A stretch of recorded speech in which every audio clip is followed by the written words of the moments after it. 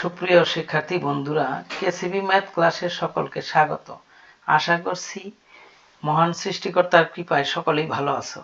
তো সকলকে প্রীতি ও শুভেচ্ছা জানিয়ে বেসিক আলোচনা পর্বের প্রথম পর্বটি শুরু করতে যাচ্ছি। আজকের পর্বে থাকছে নবম ও দশম শ্রেণী গণিতের প্রথম অধ্যায়ের 1 হতে 3 পৃষ্ঠার বেসিক আলোচনা।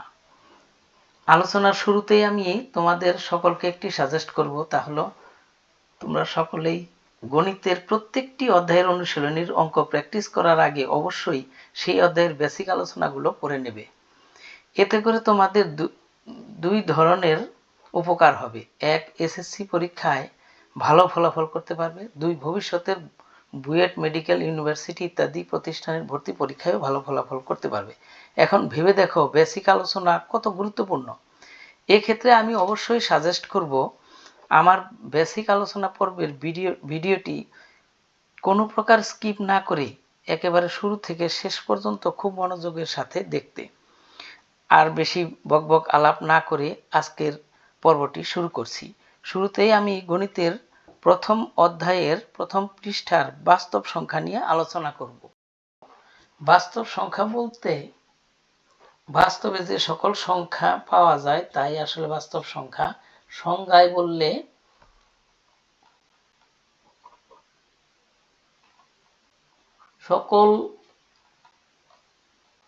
সকল মূলদ সংখ্যা এবং অমূলদ সংখ্যাকে বাস্তব সংখ্যা বলা হয়। তবে এই সংখ্যাগুলো এমনি এমনি আসেনি। মানব সভ্যতার যেমন ইতিহাস আছে তেমনি সংখ্যারও ইতিহাস আছে।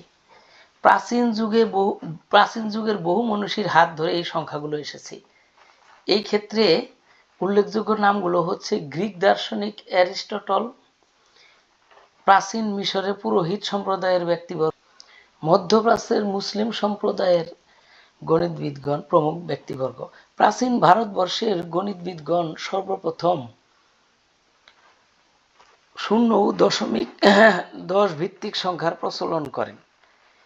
পরবর্তীতে ভারতীয় ও চীনা গণিতবিদগণ 0, ঋণাত্মক, বাস্তব, পূর্ণ ও ভগ্নাংশ সংখ্যার ধারণার বিস্তৃতি ঘটান, যা মধ্যযুগের আরবীয় গণিতবিদগণ ভিত্তি হিসেবে গ্রহণ করেন। দশমিক ভগ্নাংশের সাহায্যে সংখ্যা প্রকাশের কৃতিত্ব মধ্যপ্রাচ্যের মুসলিম গণিতবিদগণের বলে মনে করা হয়। আবার তারাই একাদশ শতাব্দীতে সর্বপ্রথম বীজগণিতীয় দ্বিঘাত সমীকরণের সমাধান হিসেবে বর্গমূল আকারে অমূলদ সংখ্যার প্রবর্তন করেন। খ্রিস্টপূর্ব 500 কাছাকাছি গ্রিক দার্শনিকরাও জ্যামিতিক অঙ্কনের প্রয়োজনে অমূলদ সংখ্যা, বিশেষ করে 2 এর বর্গমূলের প্রয়োজনীয়তা অনুভব করেছিলেন। ঊনবিংশ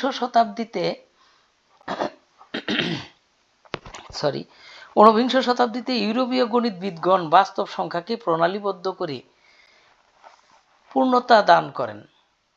এত গেল সংখ্যার ইতিহাস। এবার আমি বাস্তব সংখ্যার শ্রেণীবিন্যাস নিয়ে আলোচনা করব। এতে দেখা যায় সংখ্যাগুলোকে বেশ কতগুলো ভাগে বিভক্ত করা হয়েছে। সেগুলো হলো স্বাভাবিক সংখ্যা, পূর্ণ সংখ্যা, ভগ্নাংশ সংখ্যা, মূলদ সংখ্যা, অমূলদ সংখ্যা, দশমিক ভগ্নাংশ, সসীম দশমিক ভগ্নাংশ, অসীম দশমিক ভগ্নাংশ ইত্যাদি। তবে এদের সম্পর্কে বিস্তারিত ধারণা দেওয়ার জন্য আমি একটি ছক ব্যবহার করব। ছকটি হলো বাস্তব সংখ্যার ছক। তো এতে দেখা যায় বাস্তব সংখ্যাকে প্রথমত দুটো ভাগে বিভক্ত করা হয়েছে: এক, মূলদ সংখ্যা; 2 হলো অমূলদ সংখ্যা। মূলদ সংখ্যা কাদেরকে বলে? যে সকল সংখ্যাকে দুটি পূর্ণ সংখ্যার ভাগফল রূপে প্রকাশ করা যায় তাকেই মূলদ সংখ্যা বলে। যেমন 3 কে আমরা 3/1, 5.5 কে আমরা 11/2, 11/2 ইত্যাদি দ্বারা প্রকাশ করতে পারি। অর্থাৎ যে কোনো পূর্ণ সংখ্যাকে আমি দুইটি পূর্ণ সংখ্যার ভাগফল রূপে, অথবা যে কোনো দশমিক সংখ্যাকেও আমরা দুটি পূর্ণ সংখ্যার ভাগফল রূপে প্রকাশ করতে পারি। অর্থাৎ যাদেরকে দুইটি পূর্ণ সংখ্যার ভাগফল রূপে প্রকাশ করা যাবে তারাই শুধু মূলদ সংখ্যা। যাদেরকে দুইটি পূর্ণ সংখ্যার ভাগফল রূপে প্রকাশ করা যাবে না তারা হচ্ছে অমূলদ সংখ্যা। এখানে মূলদ সংখ্যাকে আবার দুটো ভাগে বিভক্ত করা হয়েছে, এক পূর্ণ সংখ্যা, দুই ভগ্নাংশ সংখ্যা। পূর্ণ সংখ্যা বোঝানোর জন্য আমি একটি ছক ব্যবহার করব। এটি একটি সংখ্যা রেখার চিত্র। চিত্রে দেখা যায় দিকে 1 হতে শুরু করে ক্রমবর্ধমান অখণ্ড সংখ্যাগুলোকে বলা হয় স্বাভাবিক বা ধনাত্মক সংখ্যা। শূন্যের বাম দিকে -1 হতে শুরু করে ক্রমহ্রাসমান সংখ্যাগুলোকে বলা হয় ঋণাত্মক সংখ্যা। অর্থাৎ পূর্ণ সংখ্যা হচ্ছে শূন্য সহ সকল ধনাত্মক ও ঋণাত্মক অখণ্ড সংখ্যা। এবার আসি ভগ্নাংশ সংখ্যা। ভগ্নাংশ সংখ্যাকে আবার দুই ভাগে ভাগ করা হয়েছে, এক সাধারণ ভগ্নাংশ, অপরটি হচ্ছে দশমিক ভগ্নাংশ।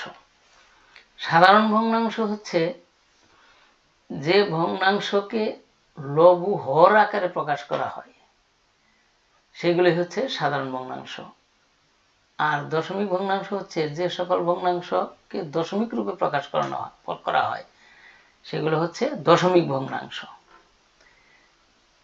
অপরদিকে ধনাত্মক সংখ্যা আবার তিনটি ভাগে বিভক্ত হয়েছে, এক মৌলিক সংখ্যা 1 এবং যৌগিক সংখ্যা।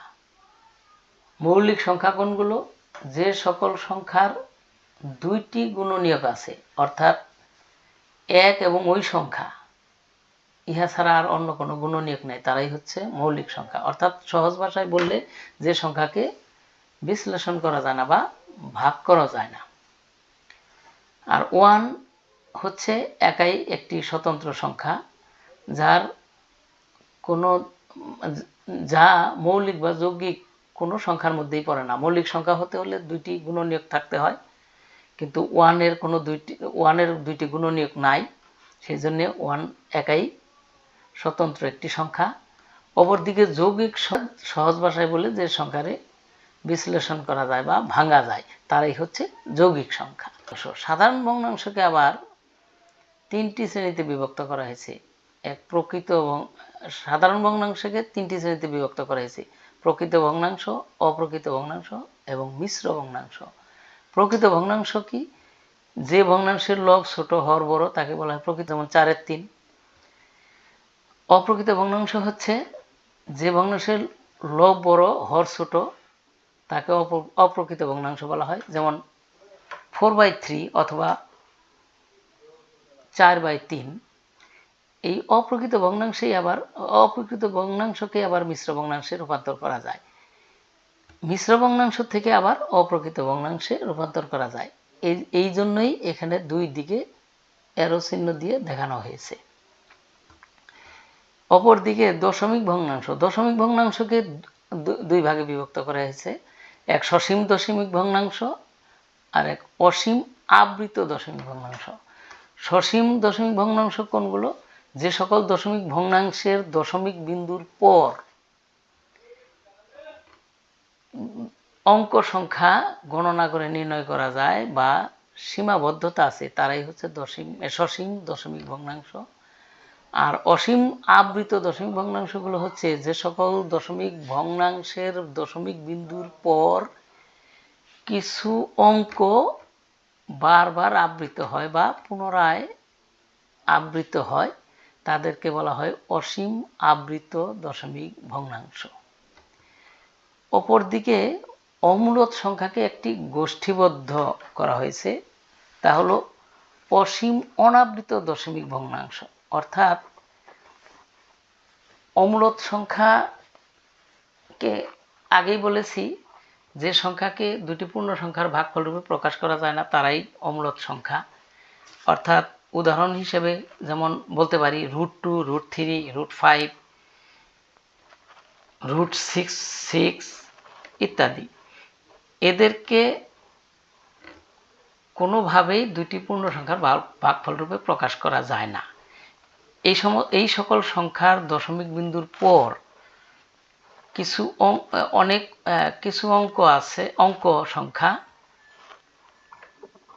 অনির্দিষ্টকালের জন্য অর্থাৎ অসীম, যার নির্ণয় করা সম্ভব নয়, দশমিক বিন্দুর পর এভাবেই অঙ্ক আসতে থাকে, তাদেরকে বলা হয় অসীম অনাবৃত দশমিক ভগ্নাংশ।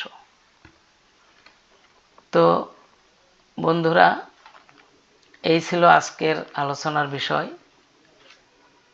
আশা করছি আমার এই আলোচনার মধ্য দিয়ে তোমাদের কিছু উপকার হবে। যদি একটু উপকার হয়ে থাকে তাহলে আমি নিজেকে ধন্য মনে করব। আর তোমাদের কাছে রিকোয়েস্ট থাকবে, তোমরা এই ভিডিওটি তোমাদের বন্ধুদের কাছে বেশি বেশি সাবস্ক্রাইব, লাইক, শেয়ার দেবে। সকলকে ধন্যবাদ।